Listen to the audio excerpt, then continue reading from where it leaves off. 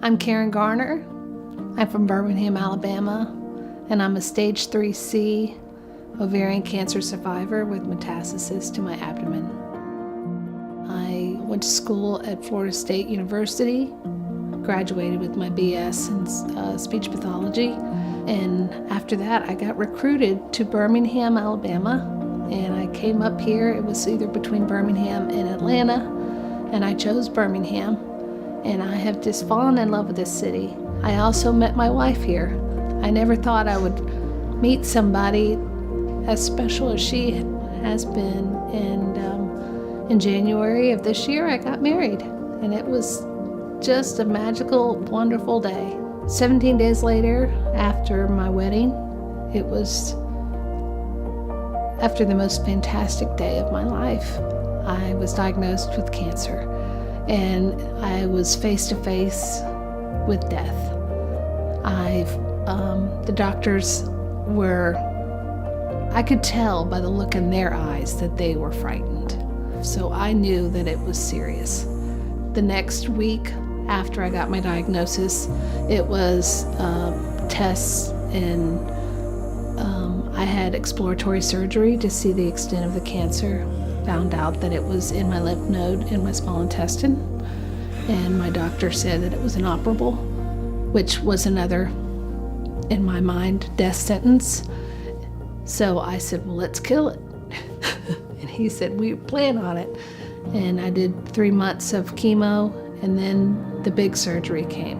My wife, my mom, my dad, my family were sitting there with the doctor, and he came out with a big smile on his face. And he said, I think we got it all. I think that a lot of people think that once you have cancer and you're in remission, they think that it's over, but it's not over. You still go through the same emotions of, am I gonna die? Every single time I have a CAT scan, I think, is it back? When I take that stage, I will feel empowered because I have my family, my friends, those 11 women that are supporting me, and I will go out there and I will rock this.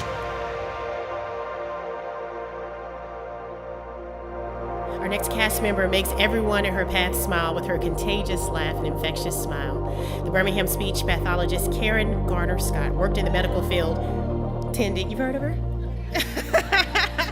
Tending to others for over 18 years until a cancer diagnosis gifted her the ability to see life from both sides of the table. But don't ask her if she likes commercials.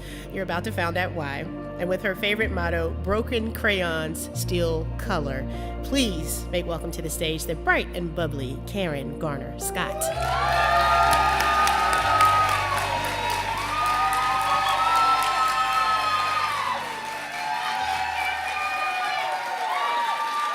Thank you.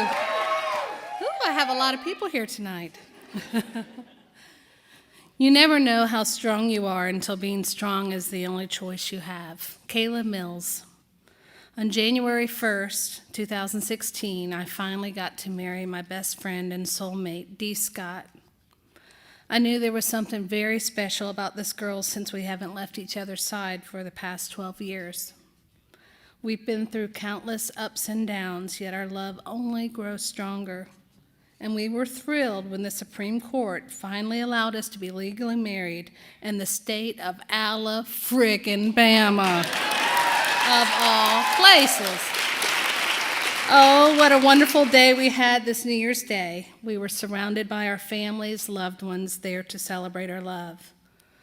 Unfortunately, 17 days later, after I was married, I was rushed to the emergency room with abdominal pain. I thought it was diverticulitis. The reality of my life would change forever. I had stage 3C ovarian cancer with metastasis to the abdomen with lymph node involvement in my small intestine. The next week was a blur of tests, inpatient chemo, and surgery to determine the extent of my cancer. So being a medical speech pathologist, I automatically turned to my analytical and problem-solving mode. So where do we turn for information these days? Google. Let me tell you, Google is the last place that you should look for medical advice. Unless you like being scared out of your wits. Well, according to Google, with my diagnosis, I had maybe 5 years and I was going to be miserable with side effects from chemo. I was numb, scared, and I truly did not know what to do. And after 20 plus years as a speech pathologist, I didn't know how to be a patient. I was always the medical specialist. So I learned. I learned to lean on my caregivers. I learned to lean on my wife, my sister-in-law, Lisa, my mom, my dad, my neighbor, Lulu, and the blessings of Shannon, who moved in with us after I was diagnosed. 10 years of taking care of her sick mother, she was there for me. She fed me tiny meals throughout the day. She kept me hydrated. She rubbed my feet sore from neuropathy, and especially on those days, like holding me when a huge clump of hair came out in the shower and the reality came crashing down that I had cancer. But before I cry, you must know that you have to learn to laugh. There's a commercial on TV for a chemo drug where there's 2 sisters having a clam bake in Massachusetts after one sister had just had chemo treatment. I know you've seen it. The drug increases your white blood cell count to help avoid infections while on chemo, but some folks have a reaction to this bone marrow, and it expands in your bones so fast that you feel like red hot pokers are going through your bones. So clam bake for me? Hell no. You also refer to your bathroom visits as Chernobyl diarrhea. And I can totally attest, I'm sorry if this embarrasses anyone, but I can levitate off the toilet. And then there's the hair. After losing it, I decided to take charge and cut it off. My dad joined me in for the party, and we got our first mohawk. We could have easily been on the cover of the 80s Sex Pistols album. When bald, I dubbed myself Uncle Fester. My friend's mannequin hair show, my lovely friend Ricky, had the nurses in the hospital flabbergasted as laughter rolled from the oncology floor. Well, here I am, 9 months of chemo and surgery, and I'm now in remission.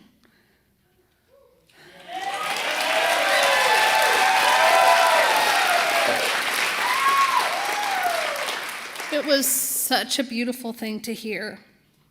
I unfortunately have to continue preventive chemo for the next year to keep this demon from coming back, but that's okay.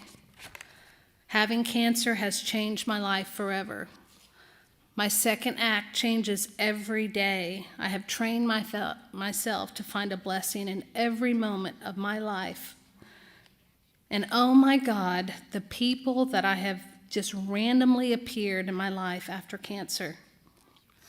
I need to give a shout out to More Life to Live. Not only did they help me financially, but they became my friends for life.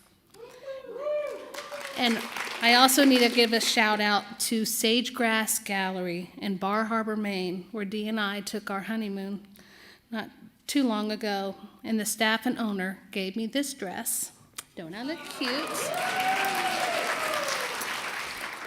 So after my diagnosis, I felt the loss of my health, my hair, and my mind. And we all know chemo brain.